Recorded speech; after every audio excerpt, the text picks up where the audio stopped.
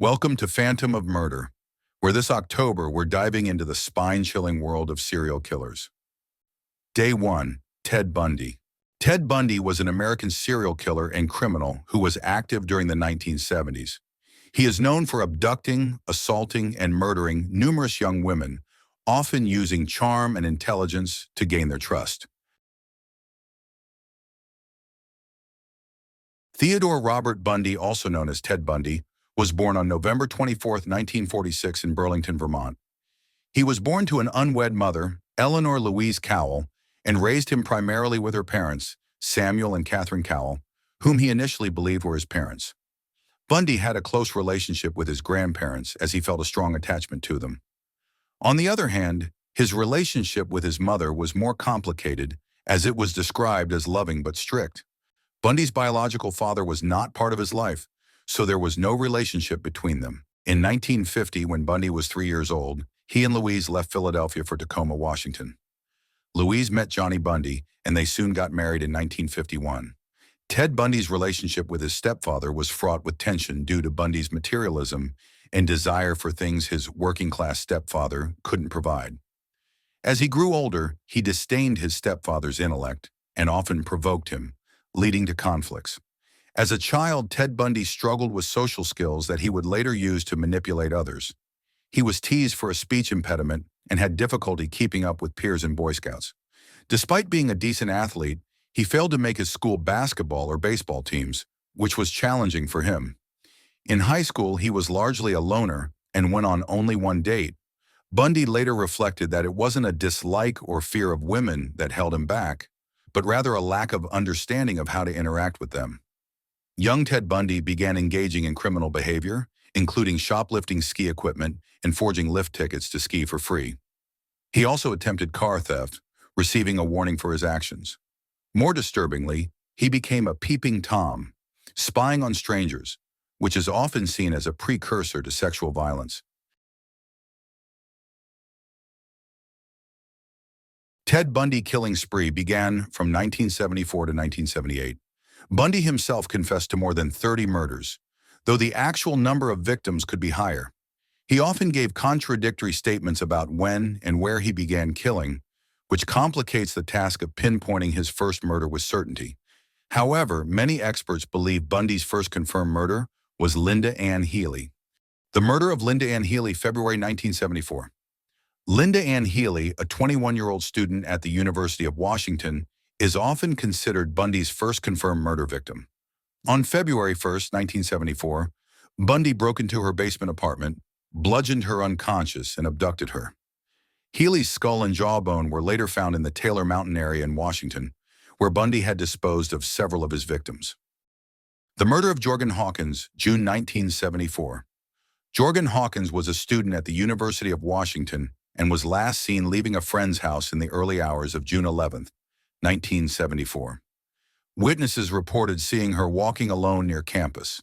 It is believed that Bundy, who often used tactics of deception to lure victims, approached her while pretending to be injured or in distress. He abducted her from a deserted area that night. Following Jorgen's disappearance, searches were conducted, and her case quickly became part of the investigation into the growing list of missing women, which included other young women believed to be victims of Bundy. Despite extensive searching and investigation efforts, her body was never found during that initial period. The Chi Omega murder, January 1978. The Chi Omega sorority attack refers to a tragic event that occurred on January 15, 1978, at Florida State University in Tallahassee, Florida. On that fateful night, Bundy broke into the Chi Omega sorority house around 2:45 a.m. He assaulted several women while they were sleeping. He attacked 2 women in their rooms, Margaret Maggie Bowden and Lisa Levy, and later assaulted and murdered them. Another sorority sister, Kathy Kleiner, was also attacked but survived despite sustaining serious injuries. After the attack, Bundy fled the scene, and the incident prompted a massive manhunt and an increased awareness of safety on campus. The killing sent shockwaves through the university and the broader community, leading to heightened fears regarding personal safety. The attack at the Chi Omega house was particularly brutal and highlighted Bundy's increasing level of violence at this point in his criminal activity.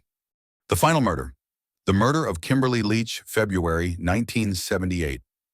Kimberly Leach was a straight-A student at Lake City Junior High School and the runner-up for Valentine Queen.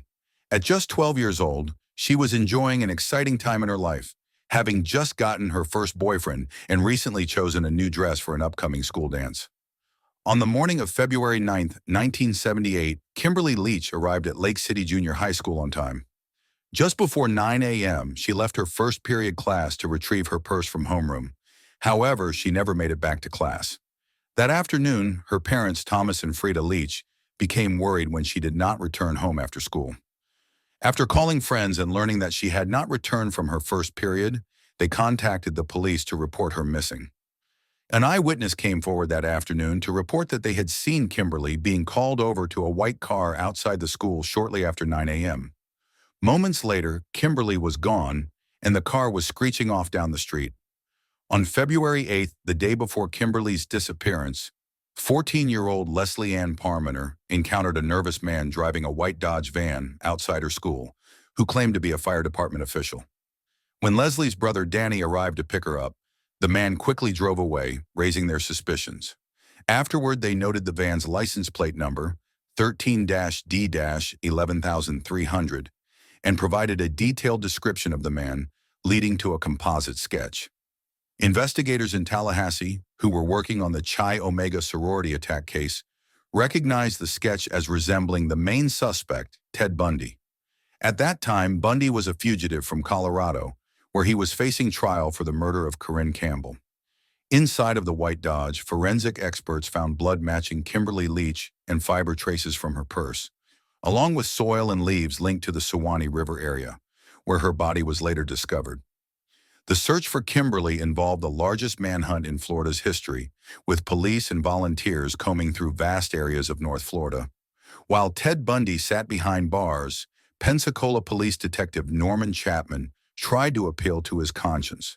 "Ted," Chapman said, "if you will tell me where the body of Kimberly Leach is, I'll go get it and let the parents know that the child is dead."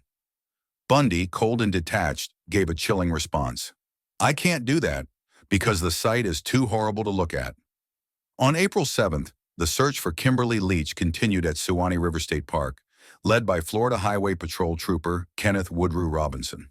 After lunch, Robinson and his search party began combing the area around a sinkhole and ventured deeper into the woods. Within 15 minutes, he noticed a sheet metal shed encircled by a wire fence that resembled an abandoned hog pen. Approaching the structure, Robinson looked inside and spotted a tennis shoe, a pullover jumper, and then an exposed bone, prompting him to call for backup. Inside the hog pen, he discovered Kimberly's lifeless body, with her clothing piled beside her. Although her body was in an advanced state of decomposition, she was identified through dental records, and it was determined she had suffered homicidal violence about the neck region. The death of Kimberly Leach remains one of the most shocking and heartbreaking cases in American criminal history. Execution of Ted Bundy. January 1989. Ted Bundy was executed in the electric chair on January 24, 1989, at Florida State Prison in Rayford, Florida. In the days leading up to his execution, Bundy spent time in his cell and gave several interviews, during which he discussed his life, crimes, and offered insights into his psyche. On the day of his execution, Bundy was calm and composed. He was allowed to make a final statement, during which he expressed love for his family and friends but did not show remorse for his victims. Bundy was pronounced dead at 7:16 a.m. after receiving a series of shocks from the electric chair, and his execution marked the end of a notorious criminal career that spanned several years and involved numerous heinous acts. His death, however, did not erase the trauma he inflicted or the lives he shattered.